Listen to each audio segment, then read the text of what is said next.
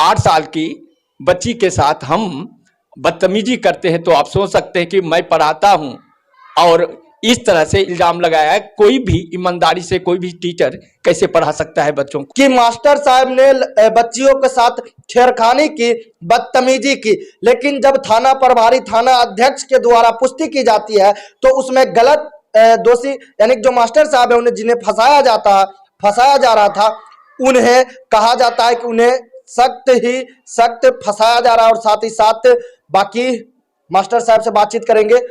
क्या नाम हुआ? मेरा नाम घनश्याम गोस्वामी है। घनश्याम जी, जिस अनुसार से बताया जा रहा था, आप पर आरोप लगाया जा रहा था, अब उसका खुलासा हो चुका है। क्या लगता है किस लिए आपको फंसाया जा रहा था?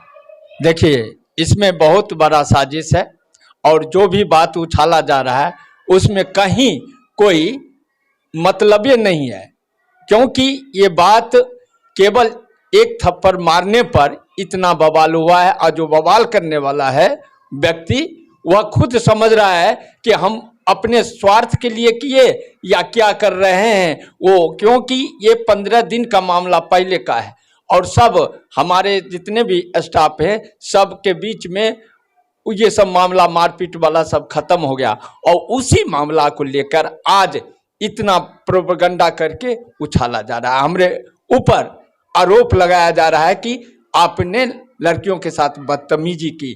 वह 8 साल की बच्ची के साथ हम बदतमीजी करते हैं तो आप सोच सकते हैं कि मैं पढ़ाता हूं और इस तरह से इल्जाम लगाया है। कोई भी ईमानदारी से कोई भी टीचर कैसे पढ़ा सकता है बच्चों को?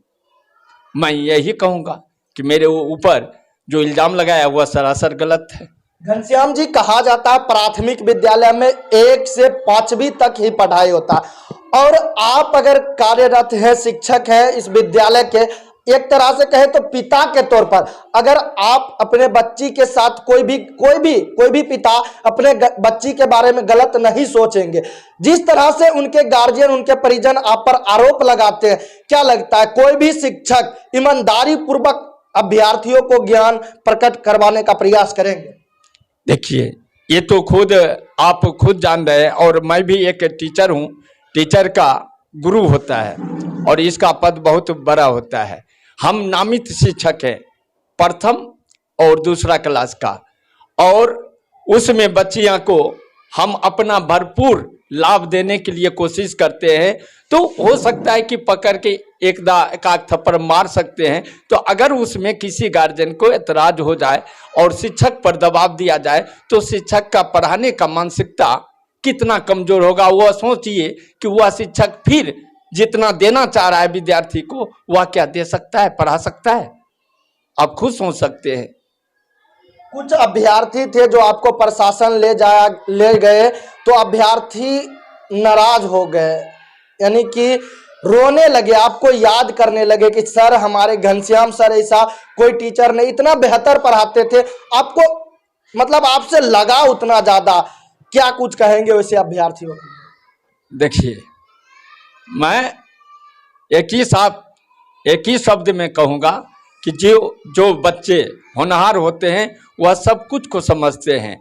और मेरे ऊपर जब जिस समय मुझे ले गया तो वो तो असर हुआ, लेकिन यहाँ के सारा बच्चे वहाँ से जब वो मुझे ले जाने के बाद जब यहाँ पर आए, दरोगा आए जांच करने के लिए, सबसे पूछताछ किया तो बच्चों ने खुले शब्दों में कहा कि नहीं, घनश्याम सर जी ऐसा कोई पढ़ाते नहीं है, वो ईमानदारी से पढ़ाते, तनी मनी मारते ठीक है लेकिन ईमानदारी। वही बच्चों को हम कहते हैं कि जो सच्चाई सबके सामने रखा है उस बच्चे को मैं धन्यवाद देता हूं कि आगे उसका भविष्य अच्छा रहे।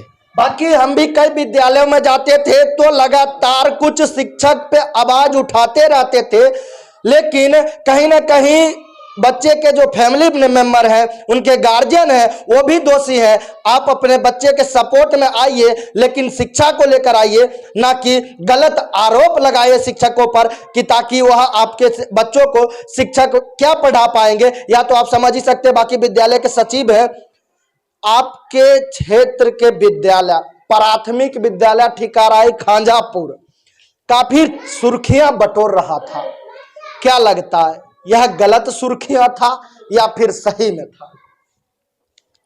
किस तरह की सुर्खियां बटोर रहा था? सुर्खियां यह था कि शिक्षक ने बच्ची के साथ बदतमीजी किया, छेड़खानी किया, लेकिन 8 साल की बच्ची को कोई भी शिक्षक या फिर कोई भी पेरेंट्स कैसे सोच सकता है कि हम छेड़खानी करें? देखिए, सबसे पहली सवाल है आपका, जो 8 साल की बच्ची जी, ये 5वें तक यहाँ क्लास ही है, और जो भी बच्ची है वह 13-14 साल के बाद ही बड़ी होती है। उसके साथ अगर कहा जाए जो छेड़छाड़ हुआ है तो चलने वाली बात है, लेकिन 5वीं तक को बच्ची तो बच्ची ही होती है, छोटी बच्ची होती है। इसके साथ जो भी आरोप लगाया जा रहा है, यह एक तरह से समझिए कि जो फंसाने कहिए या गलत नीति से कहिए या उनसे कुछ ठगने के व्यू से कहिए या उनसे कुछ आमदनी करने के लिए कहिए या कोई और षड्यंत्र, ताड़ी दारू शायद उनके दुकान में जाके नहीं, फंसाने वाले लोगों के साथ में जाके नहीं पीते थे, बहुत तरह की बात हो सकती है। ठीक, तो हम यहाँ बाला पेंटिंग का काम 1 महीना नेट किए। ठीक, 1 महीना के दरमियान घनश्याम सर को मैंने कभी नहीं देखा कि दारू पी करके आए या किसी बच्चे के साथ बदतमीजी किए हैं। पढ़ाई भी देखे बहुत ठीक ठाक से चल रहा था, और जिस क्लास में बाला पेंटिंग का काम कर रहा था उसी क्लास में सर पढ़ाते थे और बच्चे भी उसी क्लास में बैठा भी करते थे और हम उधर पेंटिंग सर के द्वारा ईमानदारी पूर्वक ज्ञान दिया जाता था बच्चे को, लेकिन यह एक साजिश के तौर पर सर को फंसाया जा रहा था। बिल्कुल, ये सब साजिश हमको पूरे लग रहा है। अगर गलत हैं, ठीक है, तो सब दिन से गलत हैं कि ये 2-4-10 दिन के अंदर गलत हो गए। गलत करने वाला पर डे गलत कहीं न कुछ उसका नज़ारा नज़र आएगा ही। जब हम 1 महीना यहाँ रहे तो इनमें थोड़ा भी कहीं कोई ऐसा नज़र मुझे नहीं आया, और जो कुछ भी ऐसा हो रहा है तो हमको लगता है कि इसके पीछे साजिश है। और साजिश क्या है तो थोड़ा मैं माइक पर हूँ, उतना खुलकर कहना ठीक नहीं लग रहा है, लेकिन हर चीज़ के पीछे मुझे दारू नज़र आता है। ठीक, आज कस्टमर बदल दिए तो आपको गलत लगने लगे, और जो आपके यहाँ पीते थे तो सही नज़र आते थे कि आपका दुकान बंद हो गया है। बातें ये भी है।